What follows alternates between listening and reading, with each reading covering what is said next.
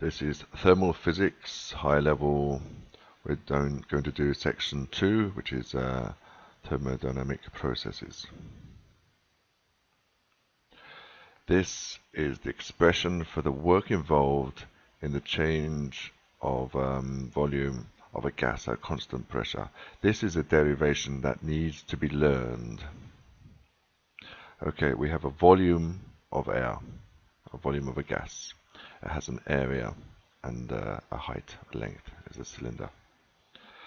It expands slightly, and there's a change in the height of delta x that we put here. So the length expands by delta x. We have to do an expression for the work done. The work done by anything is the force times distance. What is the force? We'll look into that later. The distance, or the change in position, is delta x. So it's going to be force times delta x.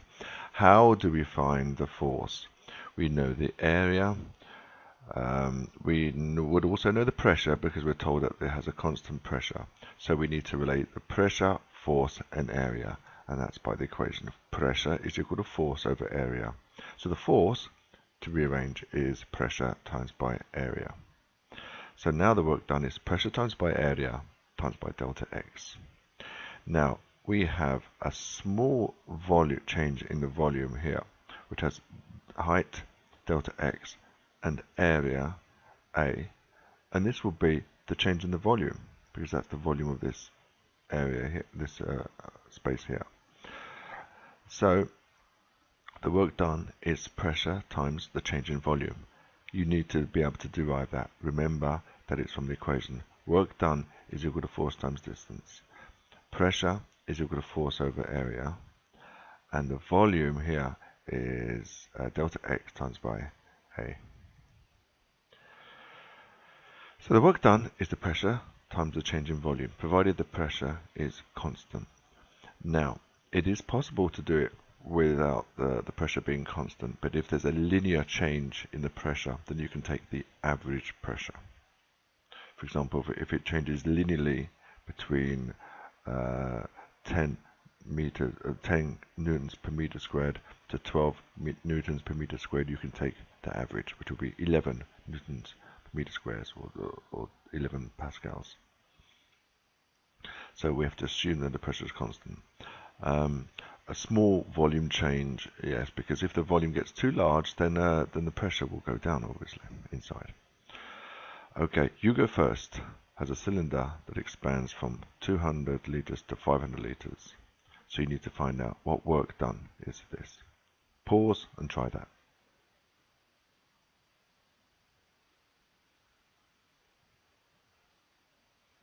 Another one. Pause, try this problem.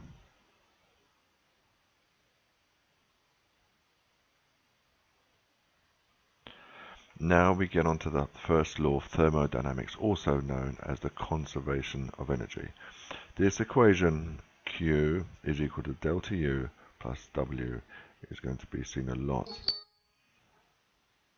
in the next few slides. Q is the thermal energy, or the heat given to the system. Delta U is an increase in the internal energy. Remember, the internal energy is the sum of the kinetic energies and potential energy of all the particles. We're talking about, for the greater part, ideal gases. So we don't need to consider potential energy. We don't need to consider the fact that a real gas will condense. There will be interatomic, intermolecular forces that we don't need to think about. So we just relate internal energy with kinetic energy.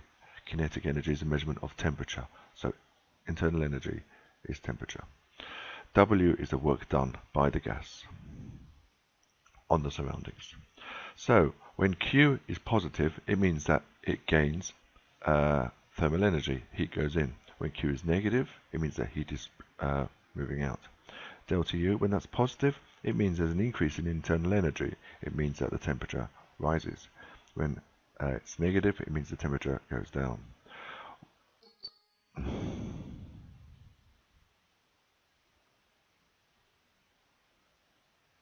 Okay, let's get back to this. Resume slideshow. Yes, thank you. The last section, W is the work done. When it's positive, it means that the gas is doing work on the surroundings, so it is expanding. When it's negative, it means that work is being done on the gas, so it's contracting.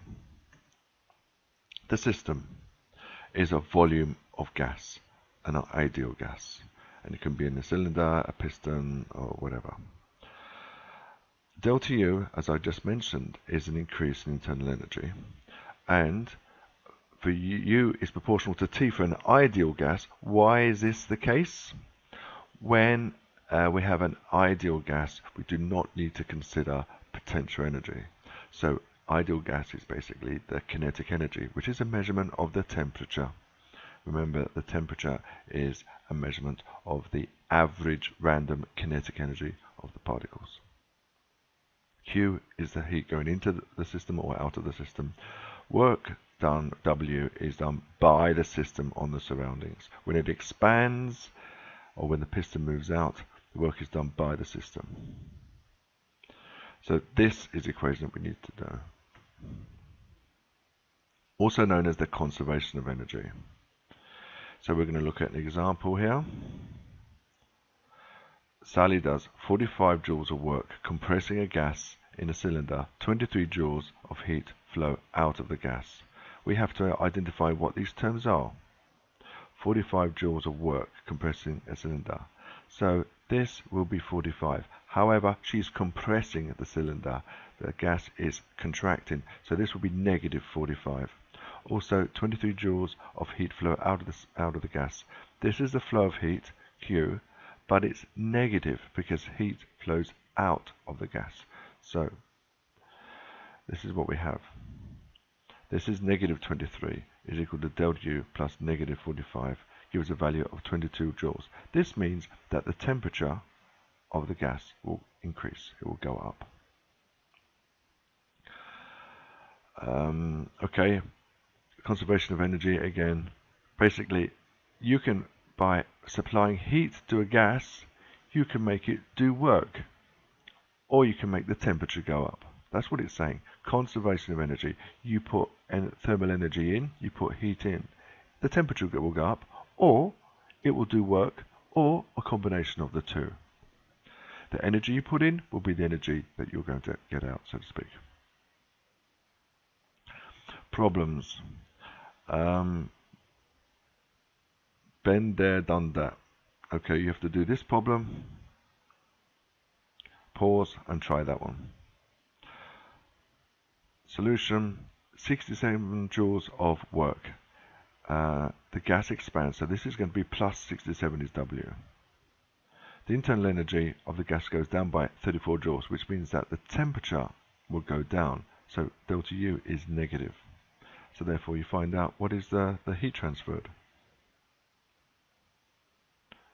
This is what we're finding out. This is negative 34. This is positive 67. And we just add them together. And it means that thermal energy, it will go into the gas. So basically you heat the gas. If you heat the gas, it will expand a lot, and so you get, it does 67 joules to the surroundings, but also it means that the temperature will go down. Okay, next question. Here we have another problem. Pause, try this one. Here are the solutions.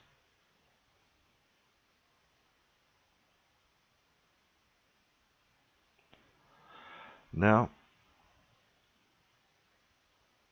we need to look at this, which is PV diagrams. This is coming next. We'll have a pause now.